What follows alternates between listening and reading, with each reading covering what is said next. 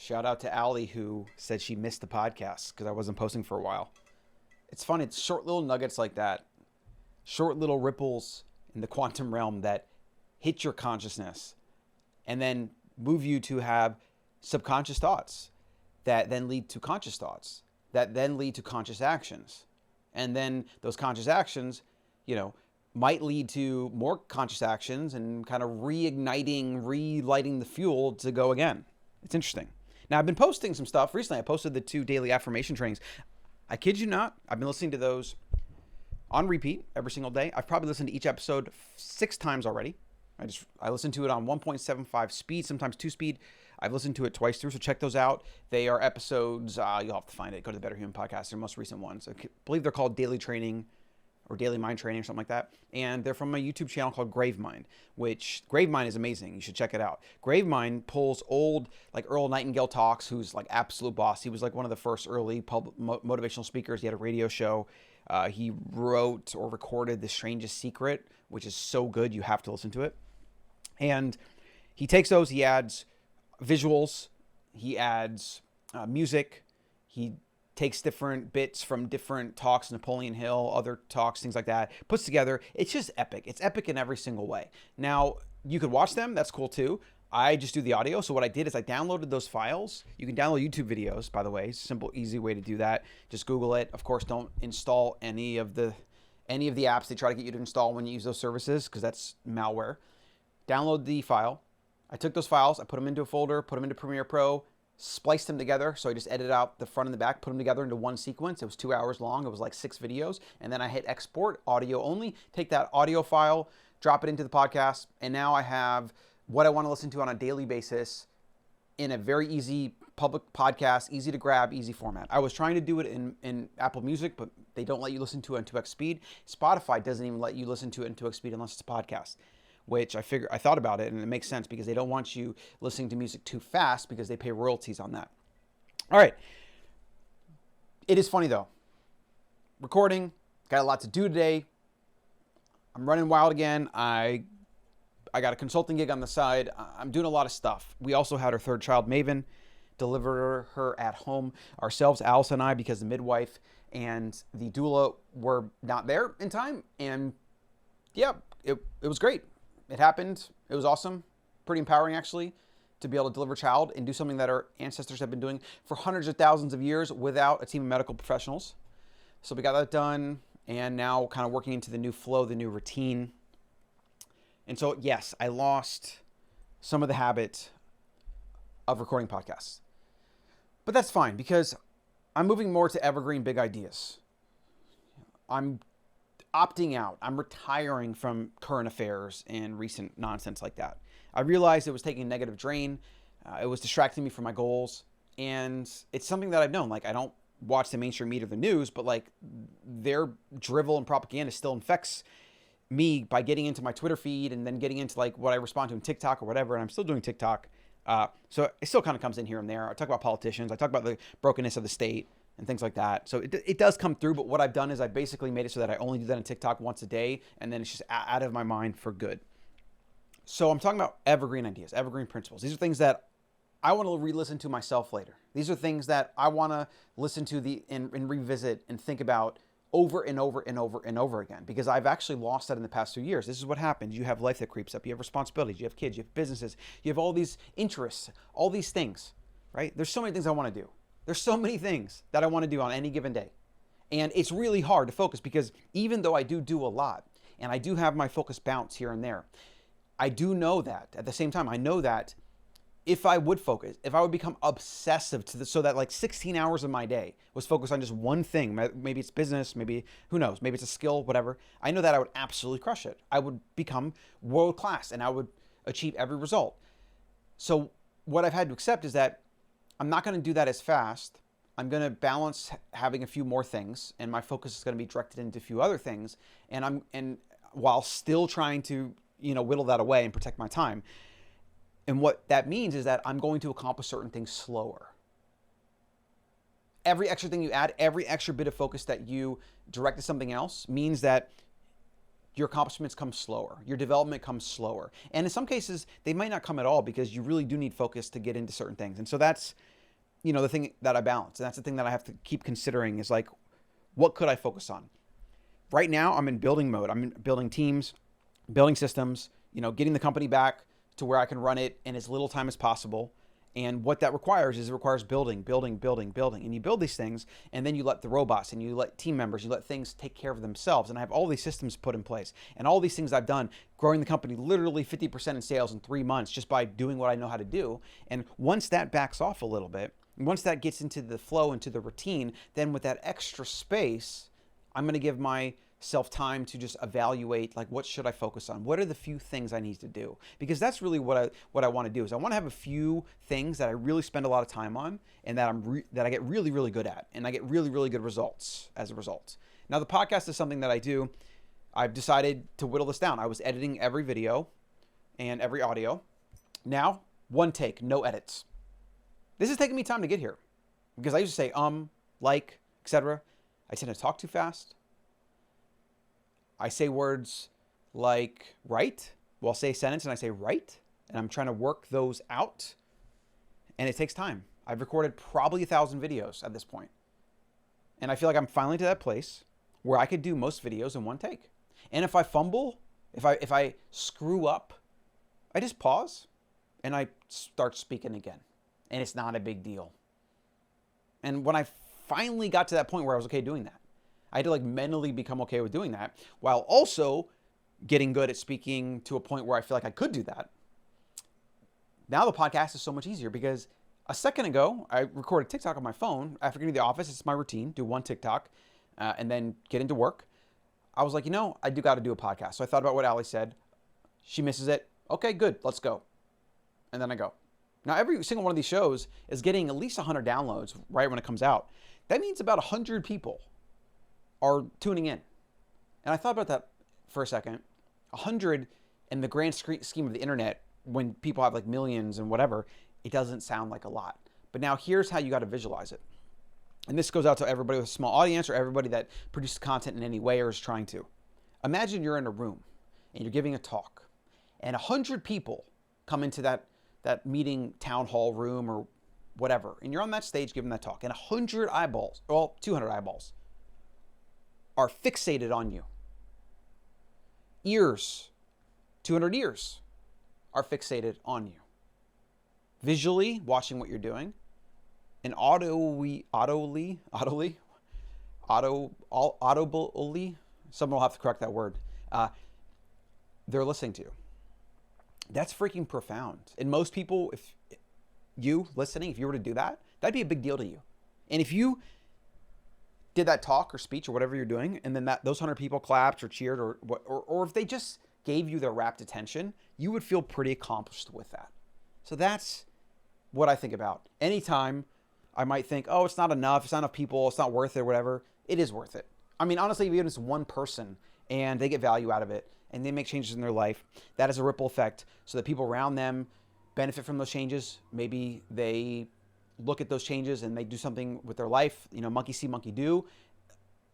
Better Human is all about creating better humans. We can all be better. We all start with ourselves. And then as a result of being better ourselves, putting that out into the universe, those ripple effects go out like ripples in a pond, and they affect other people, and other people come better. And then they go out. It's kind of the pay it forward idea. Right? Like the best thing that you can do is become the best version of yourself.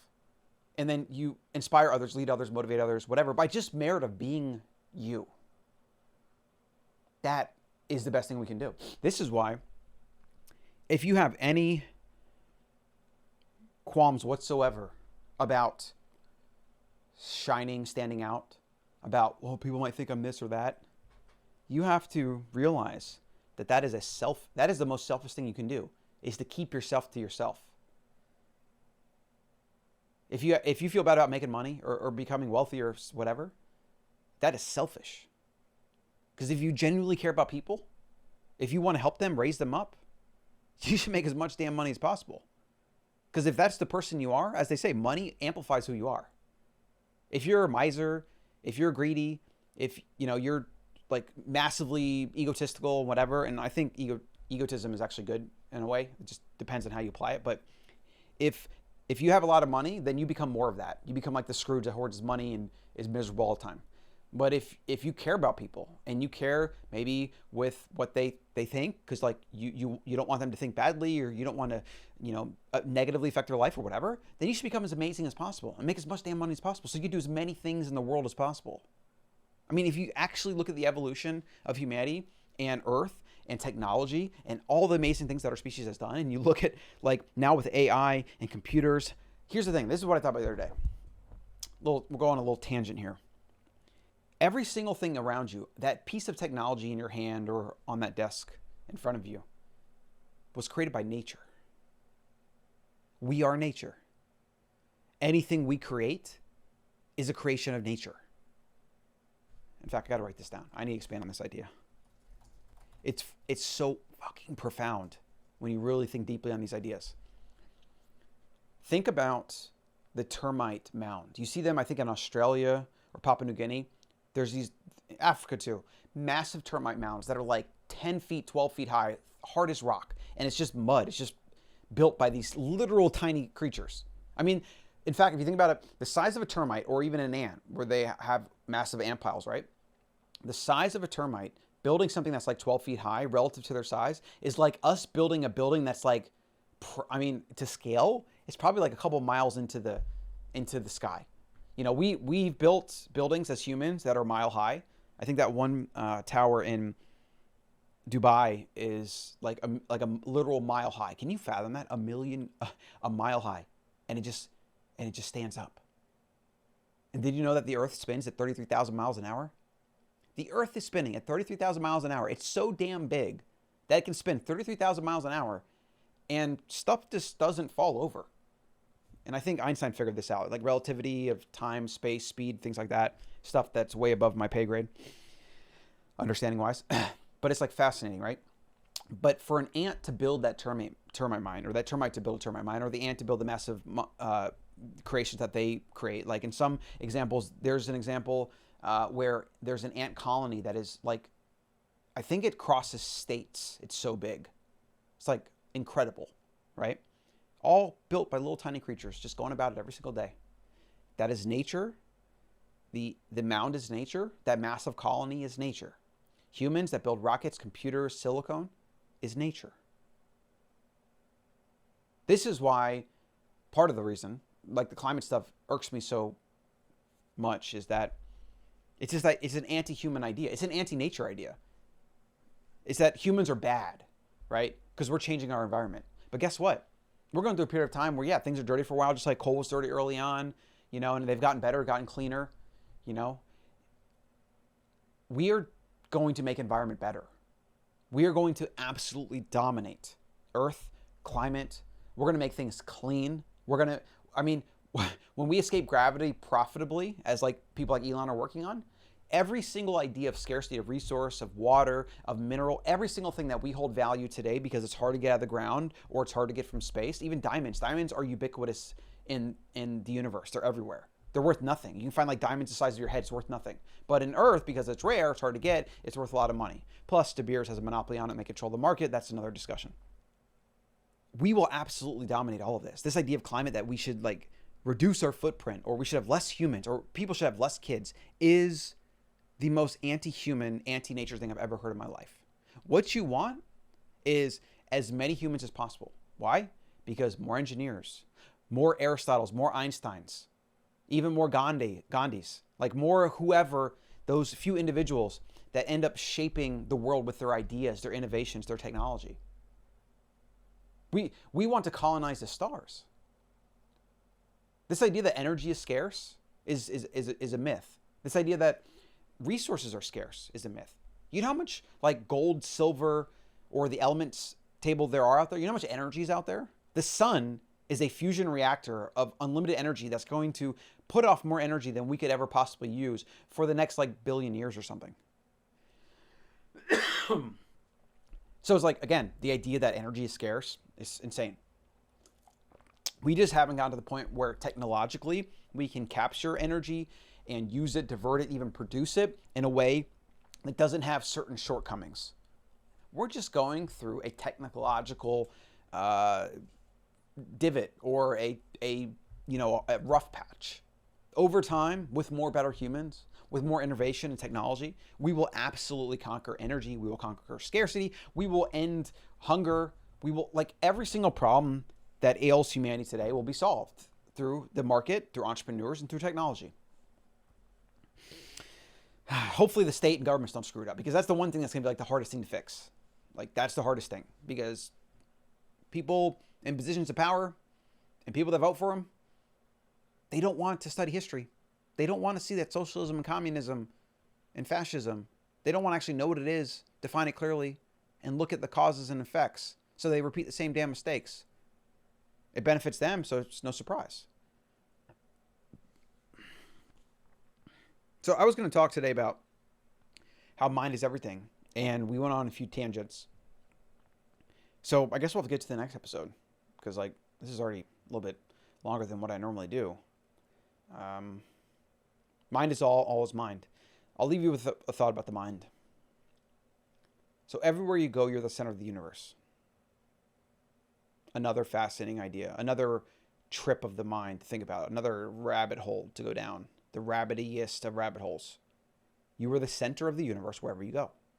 Now, the importance of this idea, aside from the fact that it's factually true, is getting you to realize what you are, how you are the God of your existence. Now, a lot of people hear that word God and they don't like it because they think it's taken away from their version of God or some external idea or whatever. But even Jesus said, and I'm not religious at all. I went to Sunday school, but I'm no longer religious.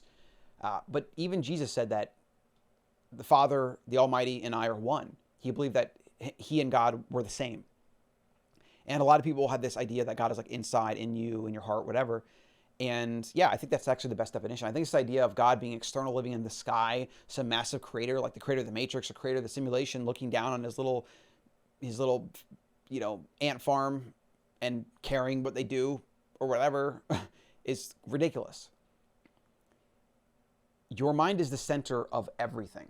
If your mind ceases to exist, you don't exist, nothing exists. When your mind is gone, there is no existence.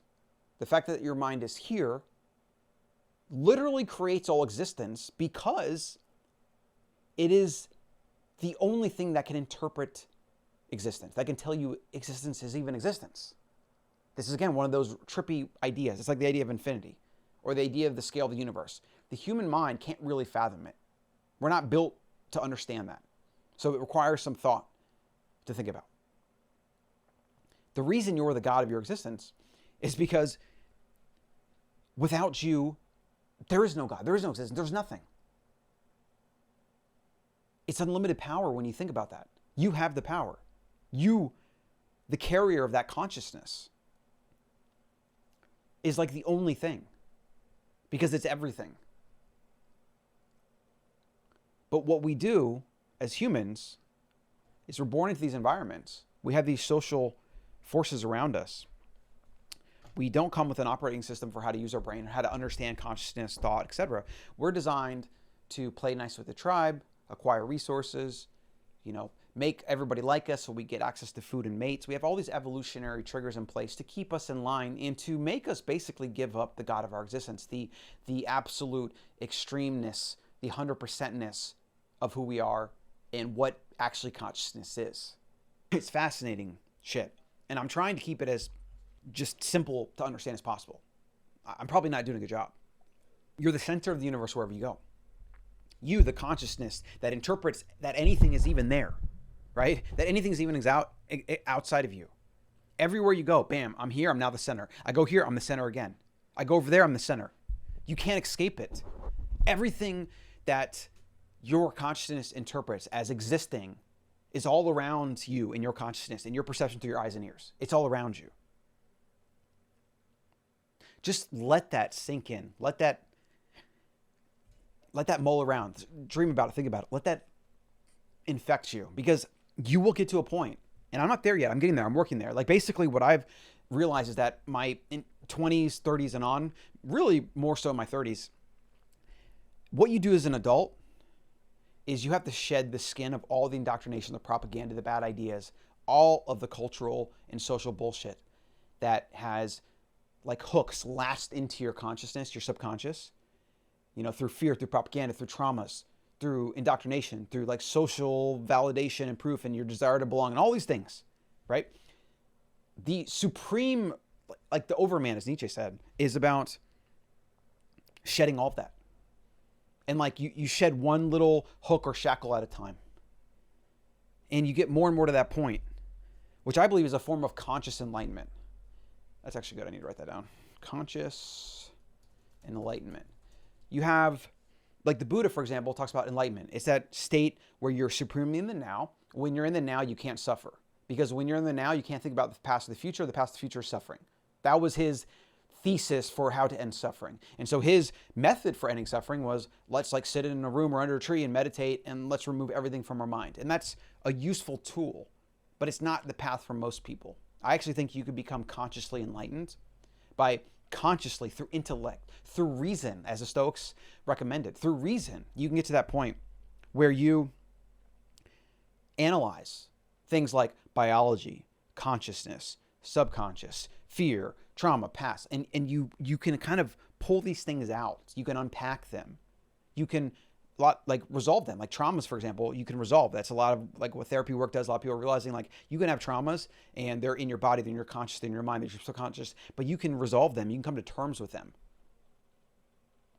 That's part of the unraveling of the things that have like wound you up into this thing, right? You unwind all those and you get to that point of complete freeness, complete removal of the shackles and the hooks in you.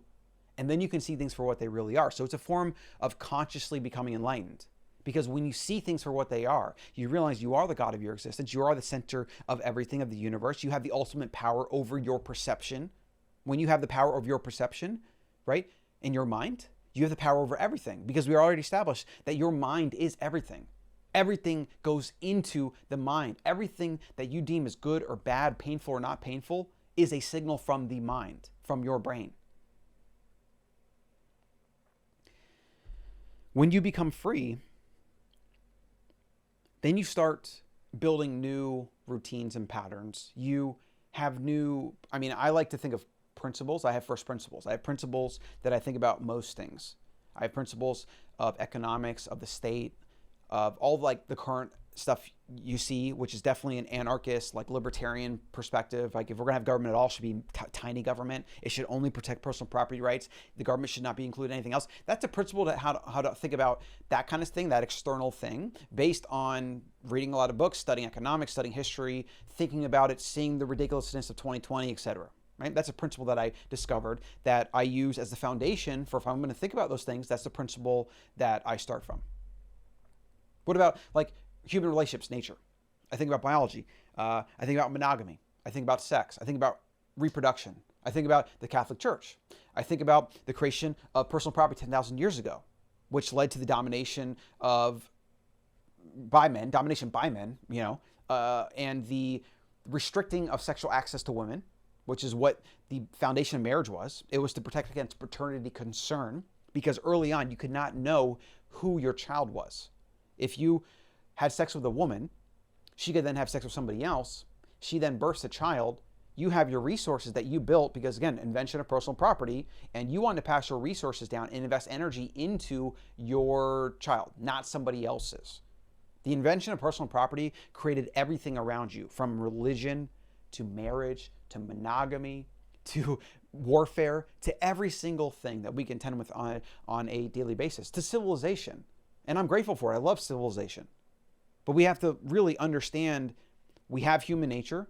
It's designed to live in a fiercely egalitarian hunter-gatherer way of life, which has all its implications. And we take that into the modern world where we have nuclear arms, where we have private property, where we have socialism, communism. We have all these things, all these failed experiments of basically humans trying to make our fiercely egalitarian nature that works in the wild work in a modern environment with all the things I just mentioned. That's where we run into a problem. And that's why the state shouldn't be included in anything. That's why everybody should have their own right to property of what they do with their body, of what they say, of what they think, of who they associate with, of what religion they practice, etc. Basically, most of what the Founding Fathers figured out in the Constitution, the Bill of Rights, which is why that is like the best foundational document we have in the history of civilization for how to operate a group of people that live in a geographic area, which many call a nation or a state. Then I have principles of life, of biology. Like these principles that I'm talking to you today about now, about the mind, understanding your existence, understanding that every single thing is a choice. Like really, the Stoics were onto this. They figured this out early on. I'm just kind of like pulling it out a little bit more and applying it to this 21st century and thinking about some of these bigger ideas of just like you being the god of your existence, because consciousness, like the Stoics didn't understand what we understand about the brain. And we're still very, very early in our understanding of the brain, you know, which is why the idea of like a Terminator AI is like probably not even in the cards, because we don't even understand how the brain works or how consciousness comes to be or how consciousness works. So the idea that we're going to program that is utterly absurd. So my principled thinking and how to think, and these things I'm talking about right now, one of those principles is absolute complete ownership. I've been toying around with calling it max truth. Like it's like 100% ownership. It's maximum ownership. It's not like extreme ownership, because extreme implies less than 100. It's 100. It's absolute. It's maximal. It's everything is your choice, because everything is your responsibility. And when everything is your responsibility, everything is your choice. It's that infinity sign. You can never escape choice. Everything you do, every interpretation, happy, sad, pain, not in pain, everything is a choice of your mind, of your thoughts. And because you have control of your mind, only you have control of your mind. We do not have a way to tap into people's mind and program it with code. We can't do that yet. We probably eventually will, but we can't. So for right now, you are the only person that can program your mind. And the thing is, you already do. Most people do it subconsciously. They let external programs filled with bugs and viruses into their mind. They don't test the code. They don't verify it. They don't ask for second opinions. They just believe, oh, well, it's in my mind. It must be right, or it is what way it is. And they don't even realize that they can change it. Like, it's insane. And that's the way most people sleepwalk through life. So like, I could go on and on about this idea, of course. But I want you to really think about today that your mind is everything. It's a center. It's a world within. It's how you experience everything. It's how you interface with everything. And you must control it, or it will control you. And when it controls you, it's usually being controlled by somebody else. What it means is, if you don't control it, somebody else will control it. You will let propaganda, mainstream media, other people, you know, that are all thinking for themselves first, primarily, maybe not thinking about you at all. And those faulty thought patterns, that buggy code that enters your brain very much at the subconscious level usually, and from that subconscious level manifests in consciousness, and then you don't even see why it's happening, how it's happening, why are you afraid of this thing? Like, you don't analyze it. Most people don't. That can lead you to a life of misery.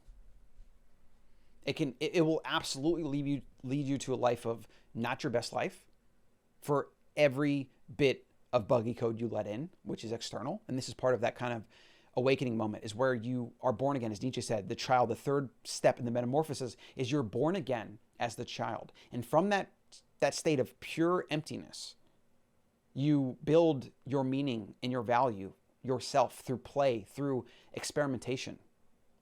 In fact, this is a good way to end. Part of that overman journey, that metamorphosis, 3 steps that he identified was, at first, you're the camel.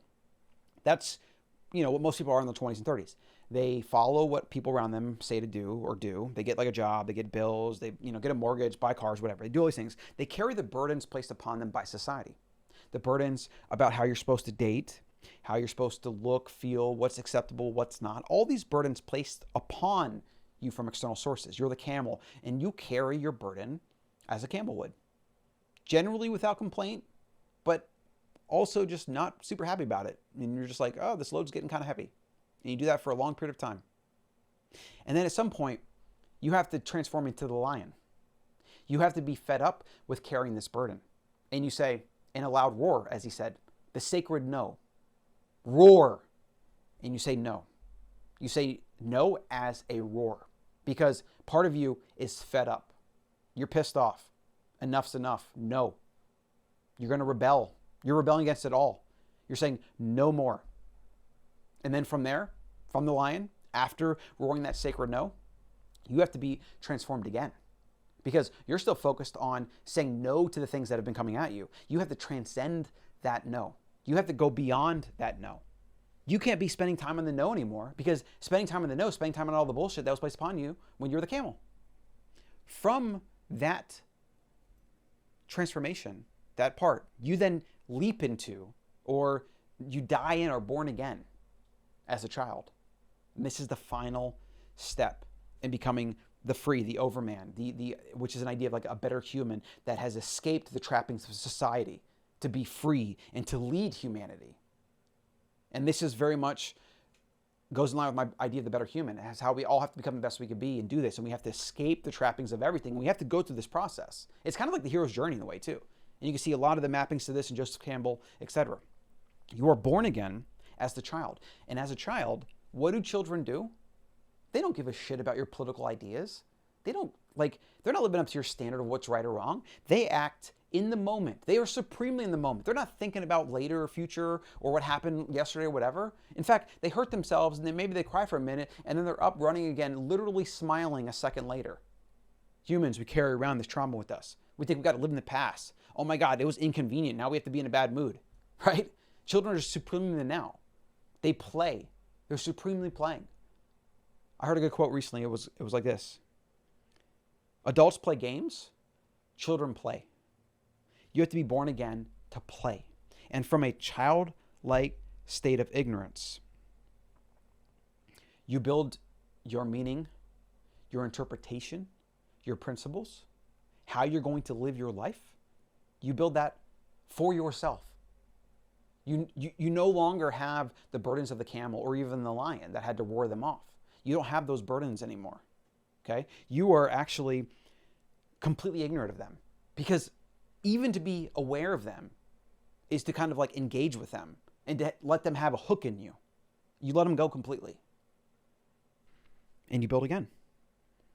And when you're free and you can see clearly, it is like being unplugged from the Matrix, which is why the Matrix and the red pill is such an apt metaphor, because you have to shed all of it. And when you do, you wake up and you're like, wow, everything that I've thought and experienced to this point in my life has been an illusion. That's what society is. That's what ideas around like social acceptance, what's normal, what's not, the Overton window, all the BS that people are living on a daily basis, they are plugged into a matrix and they don't even know it.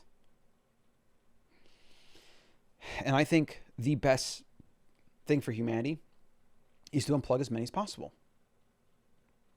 That's what Neo was trying to do, Morpheus, etc. In fact, go watch The Matrix. And if you haven't watched it, oh my God. I mean, the first one, of course. The ones after that are just like, if you're bored, you can watch them. But the first one. Okay, we did it. We did it. We got into Mind is All. I got to figure out what to title this. Mind is All. God of your existence. Escape the Matrix. How to be born again. Let's see. Overman. Metamorphosis. And let me just end you with this real quick. So I've been reading philosophy for a long time. I've been filling my mind with audiobooks. I used to read 100 books a year. Now I don't really have a metric anymore, so I don't care. I just read what I want to read. I think it's good to go through that, though, because you develop the habit. And I use audiobooks on pretty much 1.75 or 2x speed, like you have to. But I've been doing this for a long time. I've been speaking for a long time. And honestly, in the past year of my life, after going through some struggles and kind of being unsure about what I want to do with my life, you know, taking a break from the podcast, not sure if I'm going to get my company back, not sure if I should start something entirely new, like all these things. I'm telling you, man, it was just, I've reached another level. And I've talked about this and thought about this a long time, okay? I've realized that every year of my life, I look back, and a year ago, I think to myself, like I look at myself like a caveman. Like your understanding was so primitive. You were so delusional. You thought you knew so much. And then a year goes by and I'm like, how can I think that every year? Now I just like embrace it. I love it. If I don't experience that, if I have a year where I feel like I'm in the same place, I should be very worried, because that would imply no progress. Shedding the externals. Every year you're going through this camel, lion, or child process. I feel like, and I could be wrong, but I feel like I'm like cracking the egg, even though humans aren't born from eggs. I'm being reborn again. I'm like sticking my head outside the shell. In this metaphor, apparently babies are born in shells, but you know, bear with me. I'm cracking my head out of the shell.